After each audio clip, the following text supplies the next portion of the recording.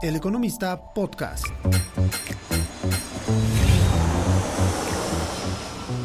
Hola, ¿qué tal? Muy buen día. Soy Yolanda Morales, editora del suplemento de Nearshoring, y tengo el privilegio de conducir este podcast para El Economista.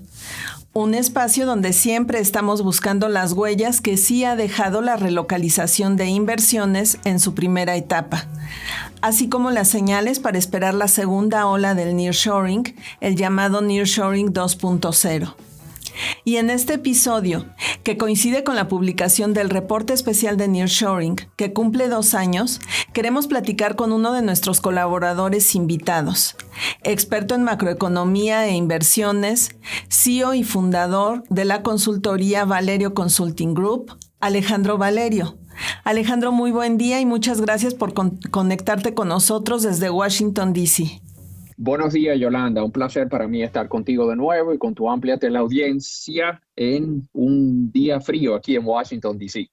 Sí, pues también es frío aquí en Ciudad de México. La verdad es que no extraño demasiado Washington porque ahora sí el clima está muy similar.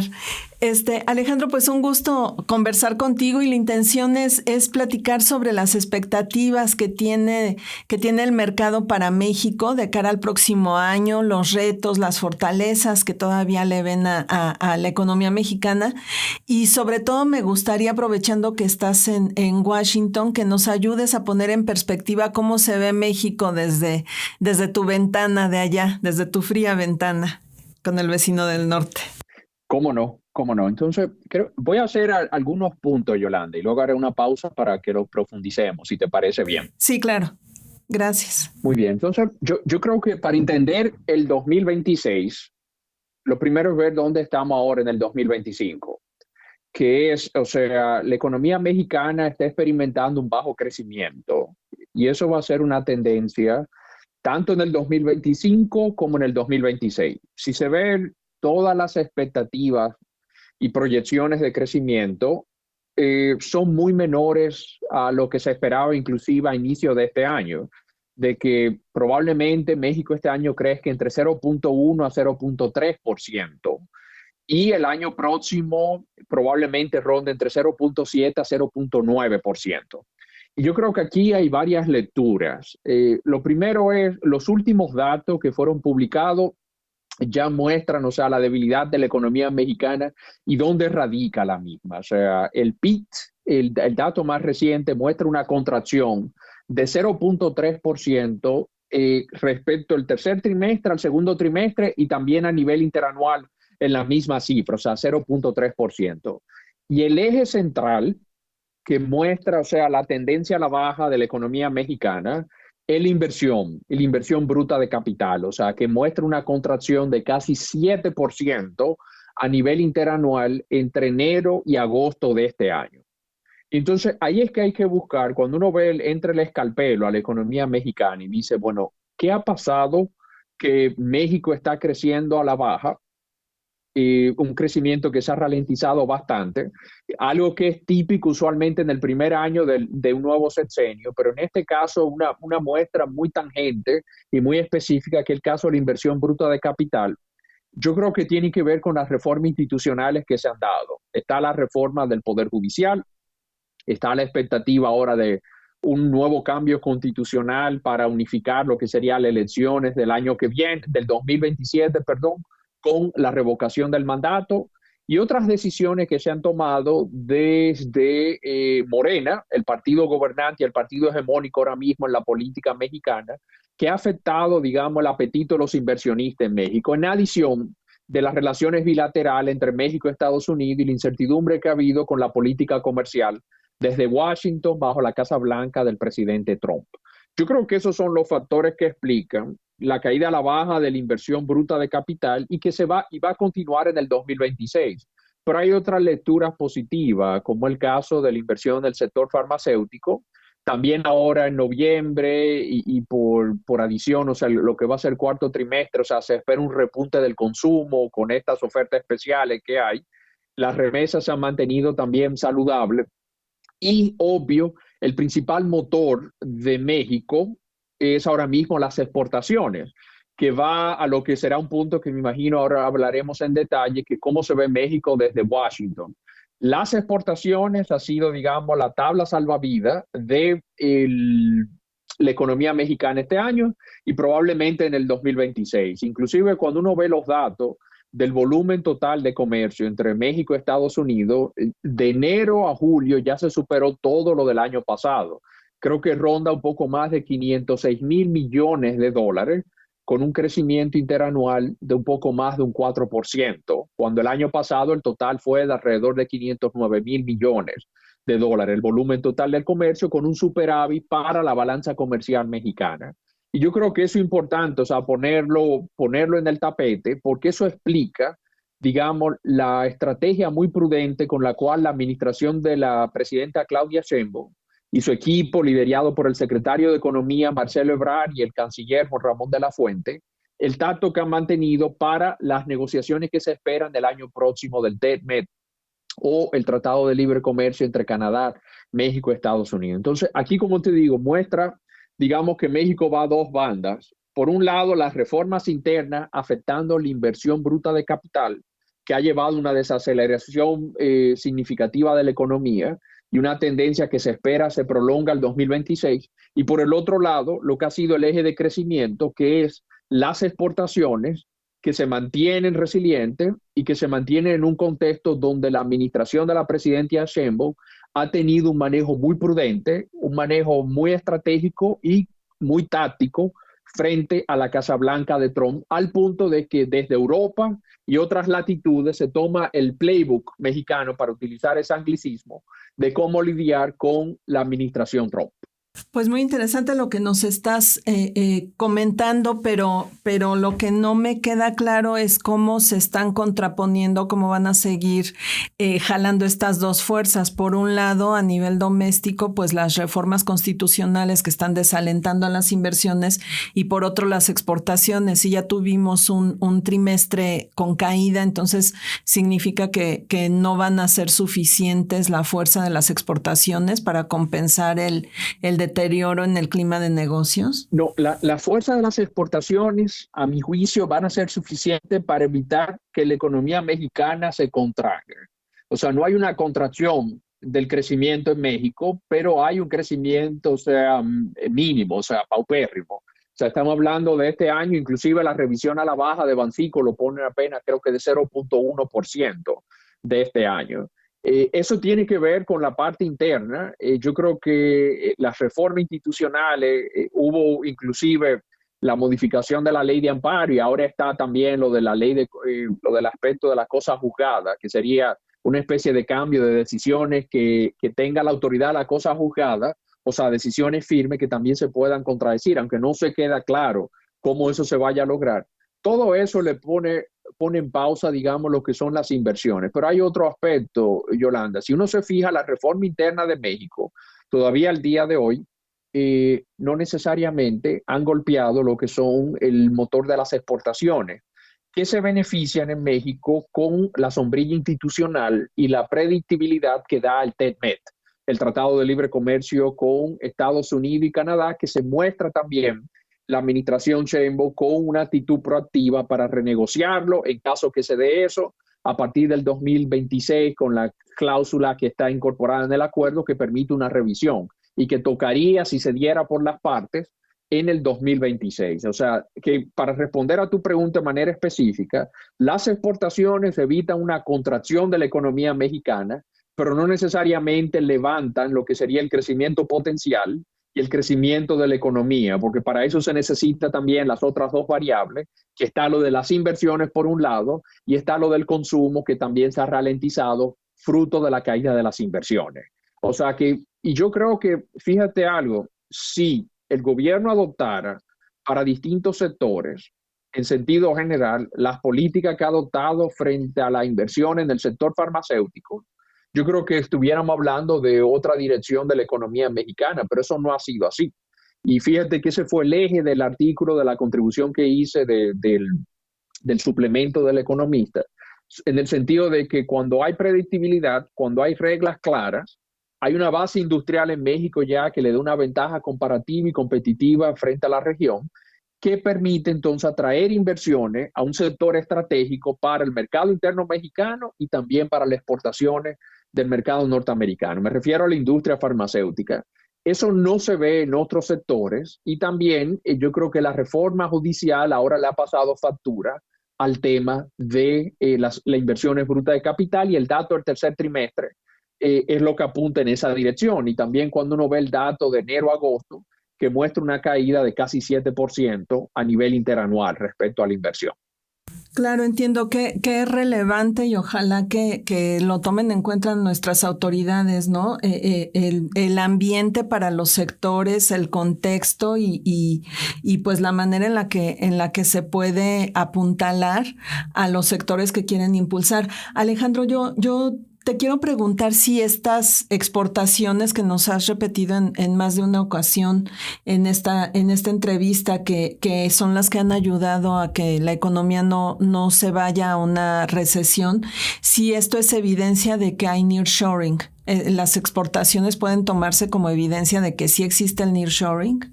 Sí, yo creo que sí, e inclusive se ve reciente también en la industria farmacéutica. O sea, cuando uno ve la dependencia, lo que pasó con la caída del COVID, y pongo ese ejemplo en la industria farmacéutica porque a mí me parece bastante interesante. O sea, con lo que pasó en el COVID, que mostraba que el 80% prácticamente de lo que eran todos los equipos médicos, desde guantes, lo que son estas mascarillas, tanques de oxígeno, etcétera, que se necesitaban para atender esa pandemia, Estados Unidos y México en gran medida, pero principalmente Estados Unidos, tendría que depender de la China.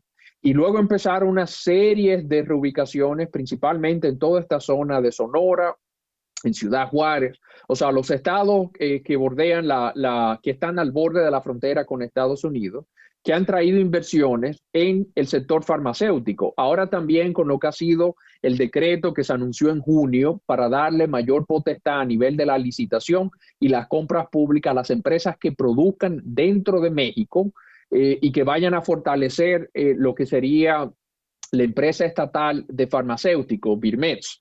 Se le da un incentivo mayor para atraer inversión en lo que sería la relocalización de China o el mercado asiático hacia México y hacia Estados Unidos.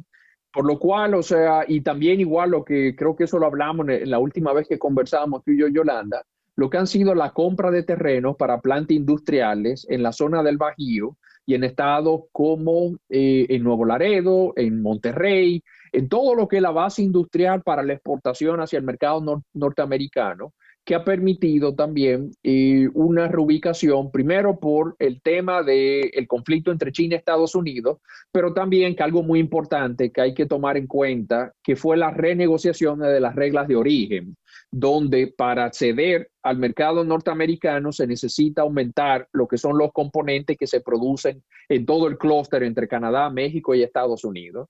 Y yo creo que cuando uno ve, por ejemplo, cuáles son los principales productos de exportación de México a Estados Unidos, uno ve las computadoras, que representan casi el 17%, los vehículos de pasajeros, que es casi el 10%, las partes de vehículos, que alrededor del 6.4%. O sea, todas esas piezas tienen ahora un mayor componente de reglas de origen y que también se ha visto una reubicación de inversiones de capital y de aumentar la producción de este lado con relación a donde estábamos en el 2019 entre China y Estados Unidos. Y yo creo que en la medida de que el conflicto entre Estados Unidos y China se mantenga, y yo quiero reiterar eso, Yolanda, para la audiencia, o sea, si algo que unifica aquí en Washington a los demócratas y a los republicanos es la línea dura contra Pekín. Y yo no creo que eso vaya a cambiar independientemente del control en el Congreso o en el control en la Casa Blanca. O sea, puede ser desde un republicano, un demócrata. Si uno ve la tendencia, las primeras aranceles que puso la administración Trump en el 2017, luego siguió la administración de Biden y que ahora se han reiterado por la segunda administración Trump en sectores estratégicos que van desde semiconductores, vehículos, otros productos de alta tecnología, etcétera. Todo eso beneficia a México en términos del nearshoring y beneficia a México en términos de lo que es la reubicación de planta industrial y de capital que sale de Asia hacia un mercado más amigable para exportación del mercado norteamericano. Mm, ok, me queda un poco en el aire, no puedo entender entonces a qué acuerdo llegaron entre Xi Jinping y Donald Trump hace un par de semanas allá previo a la APEC, porque en teoría ya se habían dado la mano, ¿no? Teóricamente ya no iba a haber tantos aranceles o no iban a ser del tamaño que se habían planteado. Entonces no entiendo cómo nos estás comentando que en percibo por tu respuesta que todavía hay algún tipo de conflicto entre Estados Unidos y China. ¿Me puedes ayudar a entenderlo? Sí, claro, todavía lo está. Lo que ha hecho es, o sea, son por aranceles. O sea, es importante entender, cuando se hace un anuncio aquí de imposición de aranceles, ya sea basado, dependiendo en cuál ley, por la Ley de Seguridad Nacional o por tema de medidas fitosanitarias que también se incorporan en acuerdo de libre comercio, como sería el caso del TECMED, se eligen productos. Entonces, para eso, Yolanda, hay que verlo línea por línea, a qué es lo que se importa. Y había y todavía existe lo que son restricciones de exportaciones, digamos, de microchips que se utilizan para productos de alta tecnología, me refiero de inteligencia artificial. Han llegado a acuerdos como por ejemplo el que llegó la administración Trump con Nvidia, que es la empresa de mayor capitalización en los mercados, que vale alrededor de 5 trillones de dólares, y su semiconductor más reciente, hay uno que lo que han hecho, lo que hizo la compañía fue reducir, o sea, su capacidad para que no tenga aplicaciones militares en la industria militar china, y lo que ha hecho el gobierno federal le da una licencia para exportar ese microchip hacia China con una compensación de alrededor de un 15% del volumen que exporta Nvidia hacia China. Esos son los tipos de permisos y los tipos de acuerdos que se llegan. Por el otro lado, también lo que sería la compra de productos agrícolas por China hacia el mercado norteamericano, principalmente en estados agrícolas como Iowa o Georgia, que votaron republicanos, que son parte de la base electoral agrícola, de que esta administración le pone mucha atención y que compran, para que sepa, o sea, China es uno de los principales socios comerciales del estado de Iowa, que es una potencia agroexportadora de Estados Unidos. Entonces se llegaron a acuerdos ahí para levantar una serie de restricciones por el lado de China, de vender, de comprar esos productos agrícolas, y por el otro lado están también las negociaciones que se están dando de los materiales raros, o sea, de tierras raras, que como todo el mundo sabe, China tiene un control a nivel mundial, o sea, tiene alrededor del 80% de la capacidad de refinación y más del 60% se producen en China. Y Estados Unidos ahora mismo está interesado en aumentar lo que sería su cuota de adquisición a nivel internacional de esos productos y también evitar que tenga China el monopolio que tiene actualmente. Y se llegaron a acuerdo en esa tesitura. Y fíjate, llevando eso al caso de México, una de las negociaciones que se van a incorporar en el TECMED va a ser sobre el tema del litio. Te decía, o sea, lo que comentaba Yolanda, con relación a la disputa entre China y Estados Unidos, es bueno verlo, o sea, de que hay, cuando se ve el anuncio de aranceles por parte de la administración Trump, o sea, de unas medidas proteccionistas, no son en sentido general, o sea, son líneas por línea o productos estratégicos y son parte de las prerrogativas que tiene el presidente de Estados Unidos con una serie de leyes que se han aprobado aquí, que van desde la Economic Powers Act de los años 70, que ahora, por cierto, hay un caso muy importante en la Suprema Corte aquí de Estados Unidos, que va a disputarse la capacidad que tiene el presidente de Estados Unidos de imponer este tipo de aranceles o no, o sea, si es una disposición que aplica al Congreso. Pero aquí el punto principal es que digo que China tiene el control de los materiales raros con una capacidad de alrededor de 80% a nivel de refinación y tiene casi 60-70% de todo lo que existe en la Tierra, que salen en la China, y China ya tiene 30 años prácticamente en eso, entre producción, refinación y utilización en lo que es la economía moderna, desde teléfonos móviles, computador, inteligencia artificial, etcétera. Entonces, yo digo con eso que en el caso de México, uno de los temas que se va a topar si se da la renegociación del TECMED en el 2026, si se hace uso de esa cláusula, el tema del litio, que como bien se sabe, o sea, hubo una nacionalización de las minas de litio en México y que tiene un gran valor estratégico, principalmente cuando uno ve la utilización que hay para las baterías, para los carros de energía renovable y toda la industria eléctrica que en Estados Unidos ahora va a necesitar mayor capacidad por todos los data centers que se están haciendo para aumentar la capacidad de la inteligencia artificial, que eso es un sector aquí que va en crecimiento exponencial. Y yo creo que ahí México tiene una ventaja comparativa y tiene un punto fuerte para las negociaciones del acuerdo que se van a dar el próximo año. Ok, entiendo. Alejandro, yo te quiero preguntar ¿qué impacto tendrá la discusión del acuerdo comercial, del TEMEC?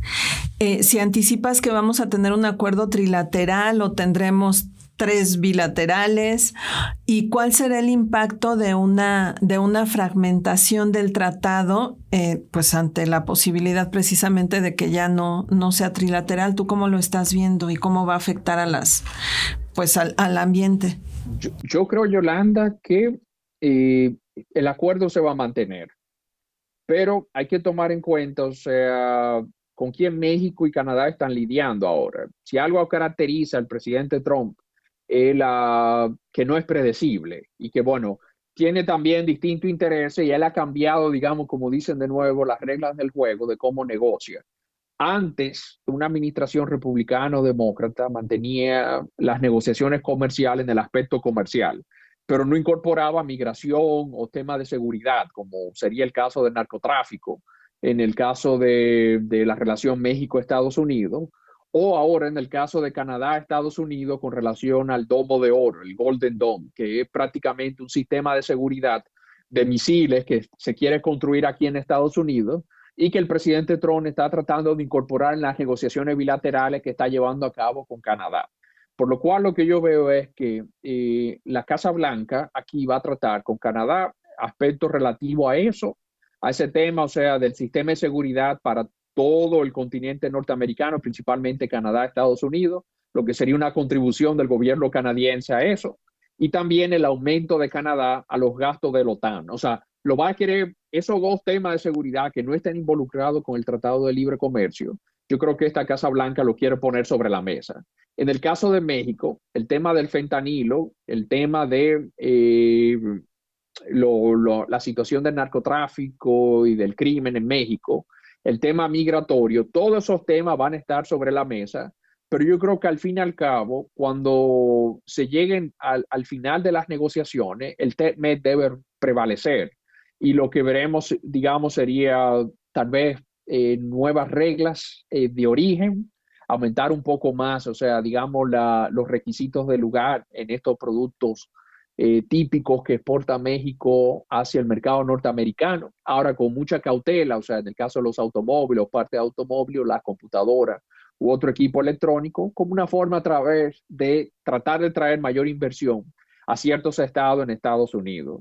Por el otro lado, yo creo que lo que ha hecho la actual administración Sheinbaum, o sea, de reforzar las fronteras norte de México o sur de Estados Unidos, dependiendo de dónde se vea, eso se va a mantener sobre el tapete a los fines de mantener las concesiones que están al día de hoy del TEMEC. Y aquí es importante recordar, Yolanda, y ahí lo traigo al punto inicial, que el 82% de los productos que exporta México hacia Estados Unidos no tienen aranceles.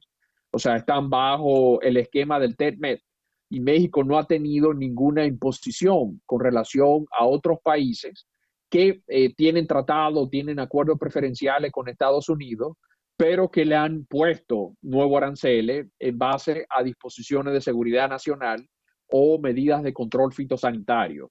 Cuando uno recuerda tal vez imagen icónica, paradigmática del presidente Trump subiendo una tabla diciendo aquí en la Casa Blanca, bueno, estos son los países que a partir de tal día le vamos a poner hasta 50% de aranceles. México no figuraba ahí, o sea, apenas tenía entre un 10, 15% y algunos productos, no la cadena que agrega más valor, que en este caso son los automóviles, las partes de los automóviles o los equipos electrónicos. Ok, lo que nos estás diciendo es que sí hay un trato preferencial de parte de Estados Unidos hacia México o también hacia Canadá, o es un respeto hacia el TEMEC. Un respeto hacia el TEMEC y también el hecho del impacto que tuviera en la economía. Yo creo que es bueno recordar que si aquí se le pone, o sea, en Estados Unidos, aranceles a los vehículos comerciales que se importan desde México, eso va a tener un efecto cascada en la inflación en Estados Unidos. Y en un contexto donde el año que viene está el juego de la Cámara de Representantes y parte del Senado, un tercio del Senado, en las elecciones de medio tiempo, lo que menos quisiera la actual Casa Blanca es causar ruido a nivel de la inflación. Entonces, yo no veo de que le vayan a poner esos aranceles porque sería contradictorio a lo que son los objetivos económicos aquí en Estados Unidos de la actual Casa Blanca, que el año que viene se juegue el control de la Cámara de Representantes. O sea, yo veo aquí el respeto al tratado por un lado, la importancia estratégica de México por el otro, y el hecho, ya el crédito donde el crédito se merece, yo digo el manejo táctico y prudente que ha hecho la administración de la presidenta Sheinbaum respecto a las relaciones bilaterales con Estados Unidos, donde ha habido negociaciones, digamos, por un canal diplomático, no ha habido un antagonismo, inclusive a pesar de que están en un plano ideológico distinto. Uno no ve, por ejemplo, el trato que le da el presidente Trump a, digamos, a la administración de Gustavo Petro en Colombia, o otros regímenes en Centroamérica, o el caso de Cuba, con el caso de México, o inclusive la disputa que hubo no hace mucho con Brasil, y por todo el tema de la condena al expresidente Bolsonaro. No ha habido ningún tipo de insulto, ningún tipo de línea dura contra México, al contrario, se ha mantenido muy a nivel institucional. Está la balanza comercial, está el tema del narcotráfico, la migración, que fue el primer trimestre de la administración Trump. Pero luego de eso, si se ve todos los acuerdos que se han llegado, no ha habido ninguna arista fuerte entre el gobierno de Sheinbaum y el gobierno de Trump, al punto que en abril llegó a la cúspide cuando el peso se apreció mucho más. Y fue por las negociaciones que se llevaron y el hecho de que México fue exento de todo este arsenal de aranceles que anunció la Casa Blanca a finales de marzo, principio de abril. Ok, entiendo. Déjame recordarle a nuestra audiencia que estamos conversando con Alejandro Valerio, quien es fundador y CEO de la consultoría internacional Valerio Consulting Group. Y pues para platicar sobre, finalmente, Alejandro, ya nos diste un par de probaditas de lo que ha sido la columna que nos hiciste el favor de compartir para el suplemento especial de Nearshoring, que además les recuerdo que es un suplemento de colección porque cumplimos 2 años con él. Pues quiero ver si me ayudas a entender o a platicarle a nuestra audiencia por qué lo titulaste así. El título de tu columna es La inversión farmacéutica en México y la presidenta, claves de una paradoja. Entonces, ¿nos puedes dar como más detalles para que siga antojándosele a nuestra audiencia y vayan a buscarlo en la página 10 del suplemento que pueden bajar de nuestra página? Sí, cómo no, Yolanda.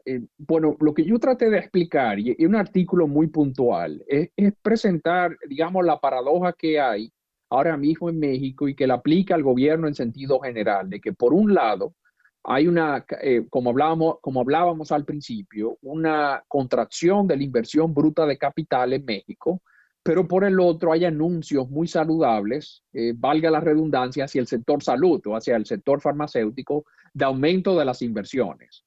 Y la paradoja resulta el hecho de que la inversión en México en sentido general ha caído, y hay una contracción de enero a agosto ya registrada de alrededor de 7% a nivel interanual, y es por el hecho de medidas que se han tomado, como fue la reforma judicial.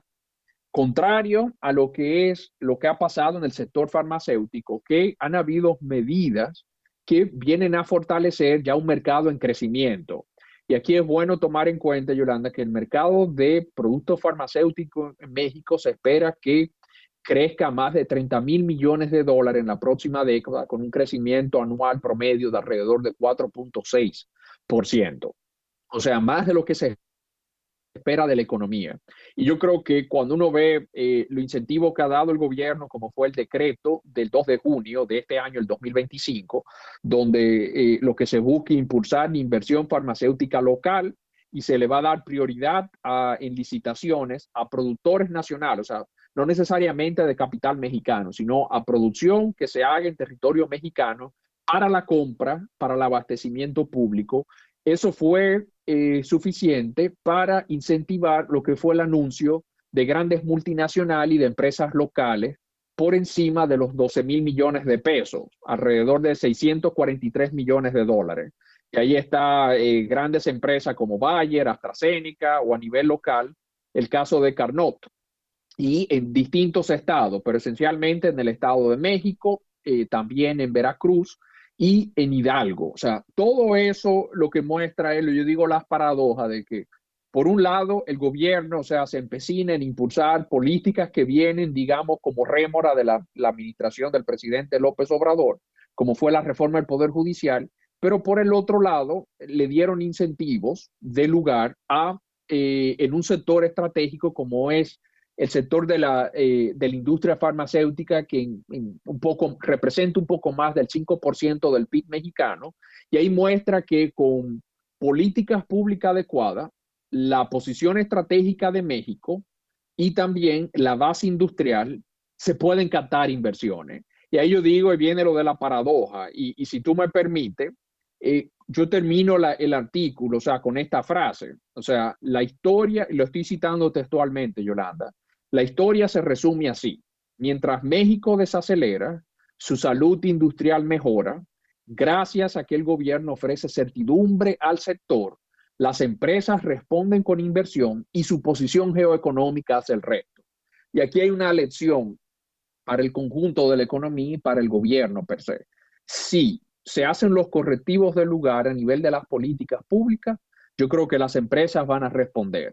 Porque cuando uno ve a México, la base industrial, el hecho que tiene un tratado de libre comercio, una puerta de entrada privilegiada al mercado más importante del mundo, que es el mercado norteamericano, y la posición geoeconómica del país haría el resto.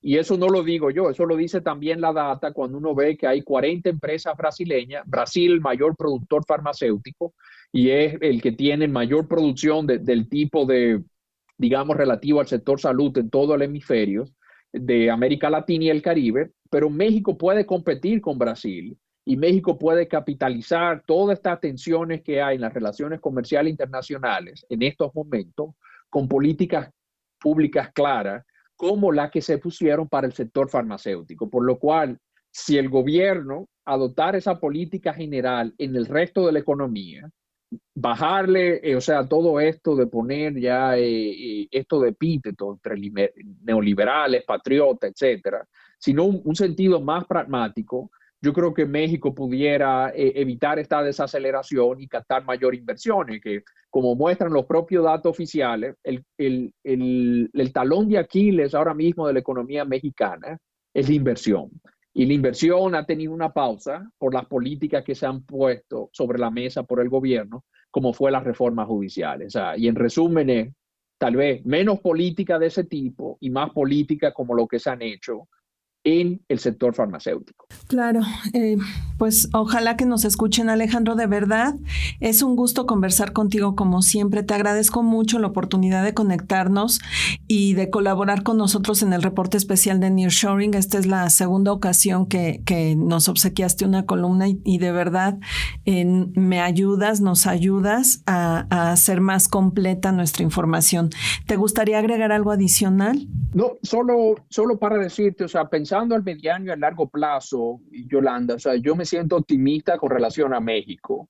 Cuando uno ve, o sea, el potencial que tiene México, su base industrial, el hecho de que se va a mantener el TECMEC vis a vis, o sea, Estados Unidos y Canadá, y la situación que hay a nivel internacional, la nueva política económica en Estados Unidos respecto a su principal rival, China, yo creo que México tiene un gran potencial para capitalizar esa rivalidad China-Estados Unidos, siempre y cuando juegue sus cartas de manera clara y también de manera prudente. Yo creo que si México hace más lo como ha hecho con el sector farmacéutico recientemente, yo creo que el futuro es bastante promisorio para la economía y para el país en su conjunto, porque es bueno tomar en cuenta, si la economía no crece, no hay desarrollo. Y yo creo que a veces que ahí nos perdemos en lo claro cuando se ven todos estos discursos grandilocuentes, pero los datos económicos simple y llanamente no dan. Claro, entiendo. Pues Alejandro, te agradezco muchísimo la oportunidad. Gracias por conectarte con nosotros desde Washington y como siempre muy enriquecedor platicar contigo. Estimada audiencia del podcast de Nearshoring del Economista, yo me despido de ustedes. Mi nombre es Yolanda Morales Quiroga, editora del suplemento de Nearshoring de El Economista, reporte especial que se publica de forma trimestral y que en esta edición que recién circula está cumpliendo 2 años. La pueden encontrar de forma electrónica en la dirección del periódico www.eleconomista.com.mx. Y si quieren hacernos algún comentario, sugerencia u observación, los invito a contactarme por correo en la dirección nearshoring@eleconomista.mx. Les repito la dirección nearshoring@eleconomista.mx. O bien escribirme directamente en redes a mi cuenta de X antes Twitter, @morales_yoli, ambas con Y. Me despido de ustedes. Muchísimas gracias por conectarse con nosotros. Nos escuchamos en 15 días y agradezco como siempre al equipo de producción que lidera Fabián González, en particular a Alejandro Yáñez, quien me ayudó con el enlace hasta Washington. Hasta pronto.